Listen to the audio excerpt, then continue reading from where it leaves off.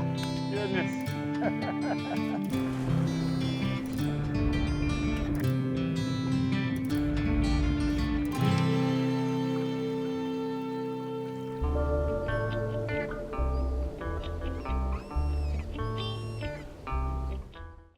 This is definitely a new adventure for real time. We're heading up to Northwest Florida, the Chattahoochee, Sneads area.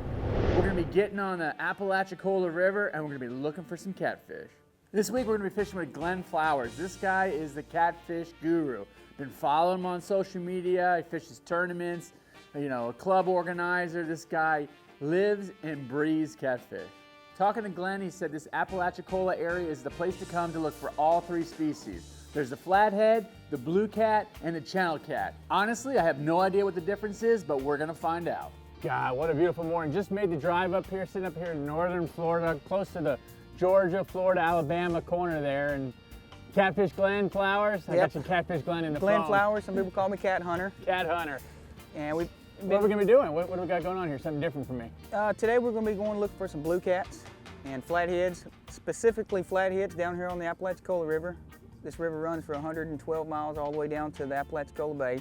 Starts up here at the Jim Woodruff Dam, and we're going to be focusing brush piles. We're going to be fishing some heavy timber, and flatheads is going to be the targeted species. You got your big grouper tackle here, and that's what it's going to take to get some of these big catfish out of their holes. You told me to bring the big gears, for all the conventional stuff. This is something. I mean, these fish actually get triple digits. Some of these. Oh yeah, some of these catfish, they'll reach up well over 100 pounds. That is crazy. And they showed up here in 1982.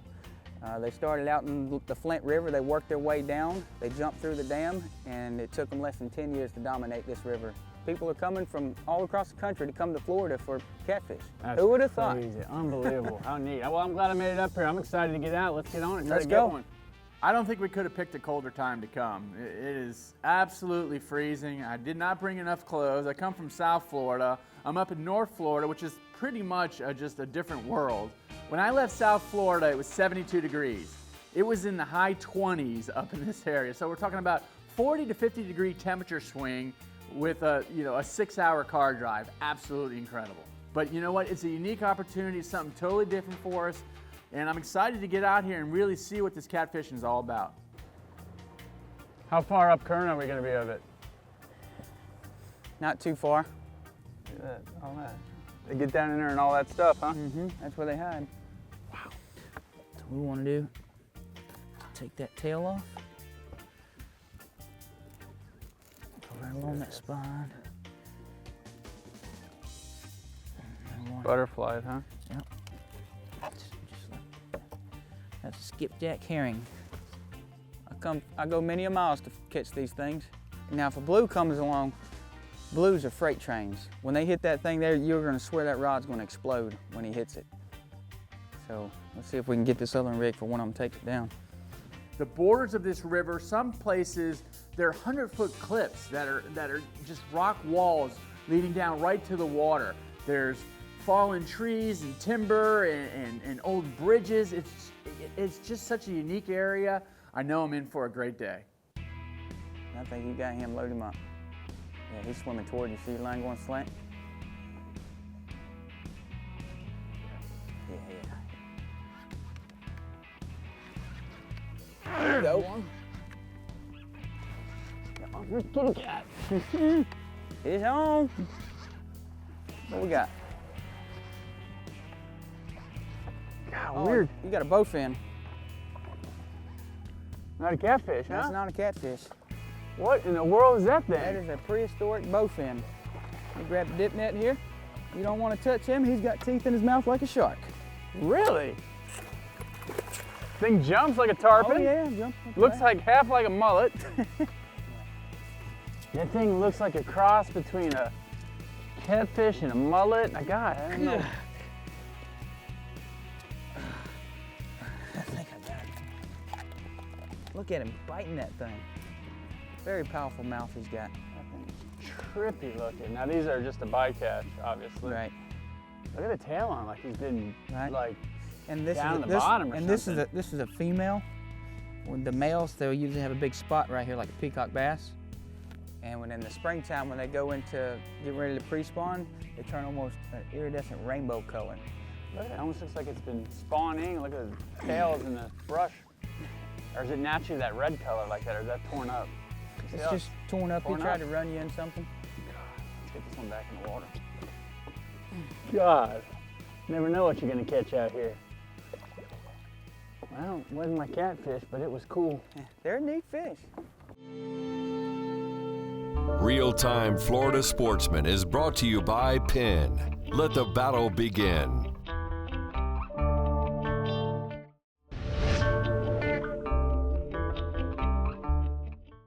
When I was talking to Glenn, asking him what tackle I needed to bring, he's like, this is almost equivalent to grouper gear. Just bring your conventionals. He said in some instances, they're using braid that's 200 pounds to pull these catfish out of this heavy structure. So we brought the Penn Fathoms, some of the Torques, and we were planning on, doing some battle with some big catfish. Those things look like a whitebait of some sort. Like a pilchard, or how would you just hook them across the nostrils? Either way, you can go through the bottom, through the top. That looks just like a, look at that. Looks like a Spanish sardine. Yeah. I just want them back how far? You want to try to get that one as close to that wood pile back there as you can. These catfish are structure-oriented fish, and we're going to really be heavily reliant on that ray marine today, especially that side scan. We're going to get a good image of what's going on the bottom. And Glenn says that these catfish, this time of the year with that colder water temperature, are just going to lay down by that fallen brush. They're not going to do a lot of moving, so it's important that we're going to go from spot to spot, heavy structure. This is an old dock, old pilings that have been there forever, and he said these catfish will get down right down in there in that structure. You got to get your bait out there, just soak it for a while, which is so unique. Just you toss out some dead baits, stick the rods in a rod holder, kick back, grab a beverage, and just wait for the line to, go tight and the rod to bend over. Got him. There you go. Let me get that rod out of your way. He's under. You good? Oh, that's a blue cat. How can you tell? Just the way he's fighting? Yeah.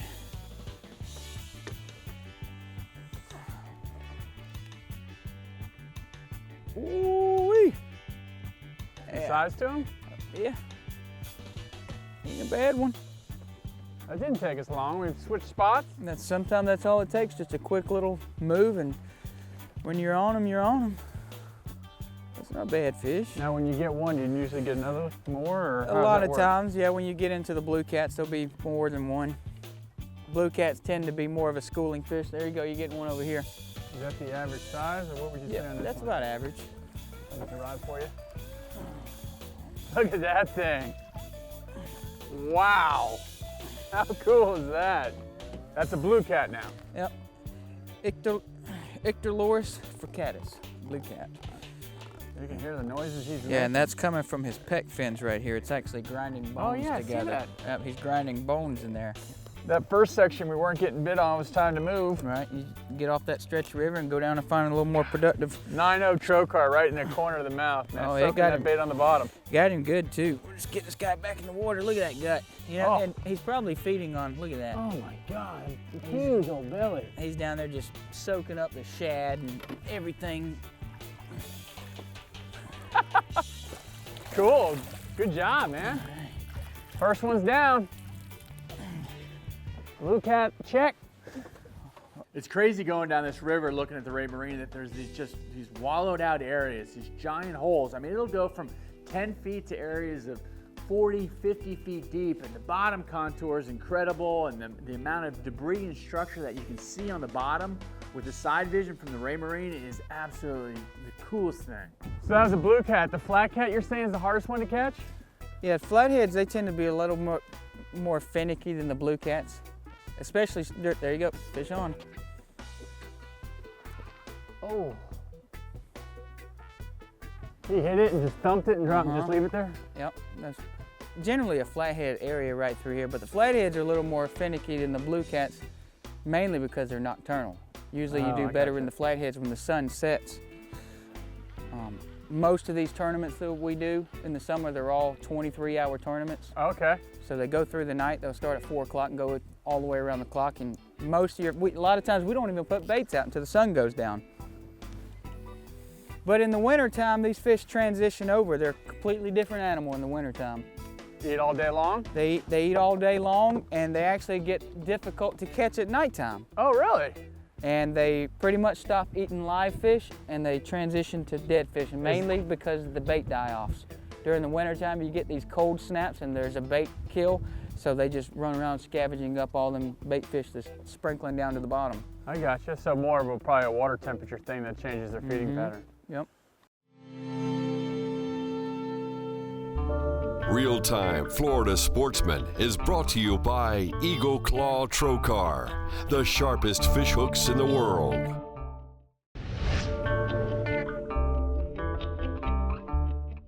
As I said, the technique for catching these catfish is pretty simple. We're using heavy spider wire, conventional pens, you know, a lot of lead, 6 to 8 ounces of lead in a very short section of leader with a big trocar circle hook.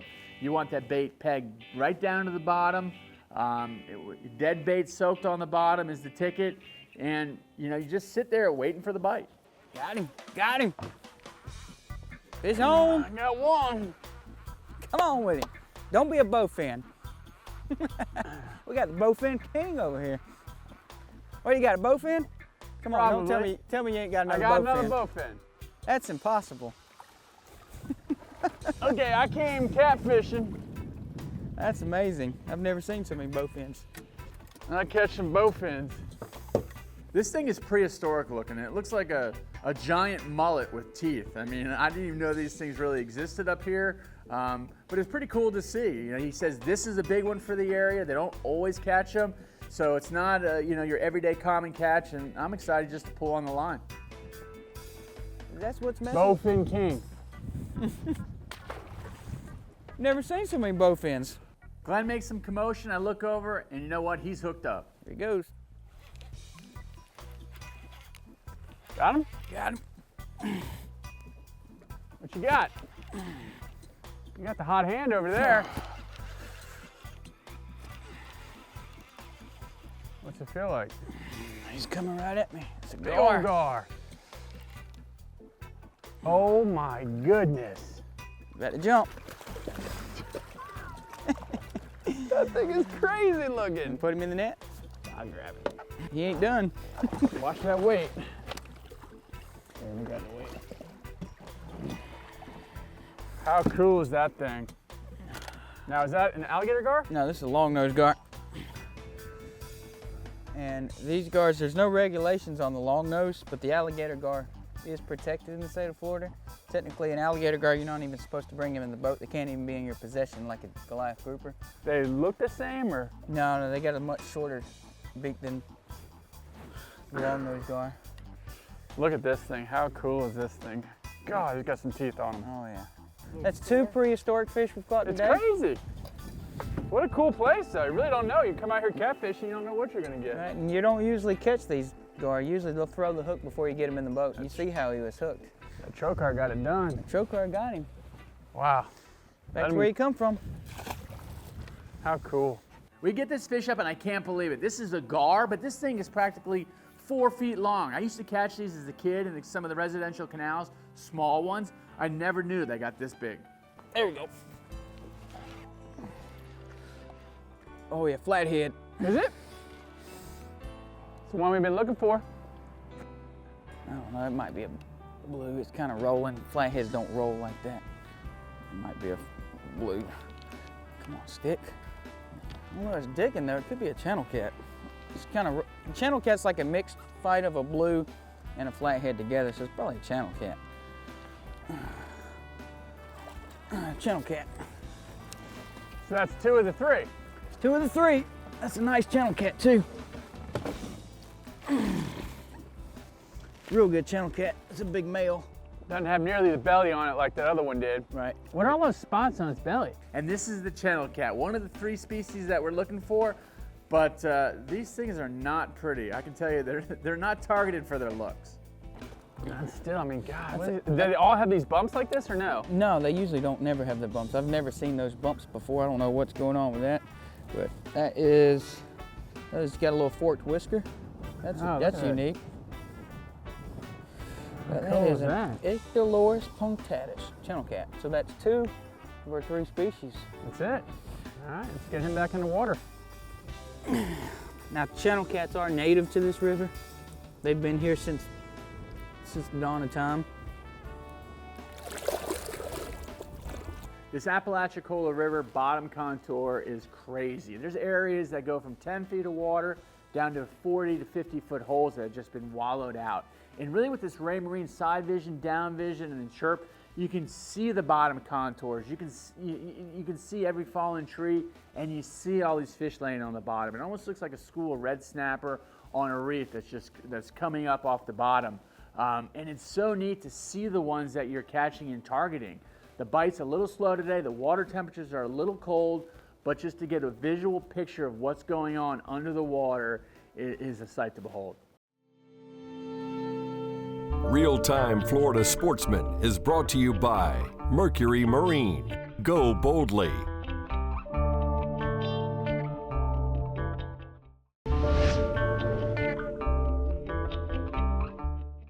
This is really a unique area. We're right at the headwaters of the Apalachicola River, right where it meets Lake Seminole. And there is a giant lock here, a giant dam system that they regulate the flow of water into Apalachicola River. And apparently, you know, these temperatures are colder, these catfish are known to come way up in here looking for bait, and hopefully we've timed this right. I got one. Got one. What's it feel like? Nice one. Ooh. I had a bite too. Oh, I got a good fish on, guys. You got a good one? I got a good one. Oh, yeah. Oh. This is a pretty good fish here. We're definitely gonna need to put the net on this one. Oh yeah? Oh, yeah. Let me get the other rod out of your way, you okay? I'm good. We get up to the dam, get set up, and Glenn hooks into a good fish. There's some substantial weight to this one. And I know this is the best fish of the day. It's kind of beefy, kind of flathead fighting. Be weird to catch a flathead out here. That's what he's feeling like. Oh! Look at that blue. That's a blue? That's a blue. Jeez. Dude, that thing is a tank. They're right here by the dam the whole time. Look at the size of this thing. Oh, it fit in the net. Oh, there we go. That's a good size one, right?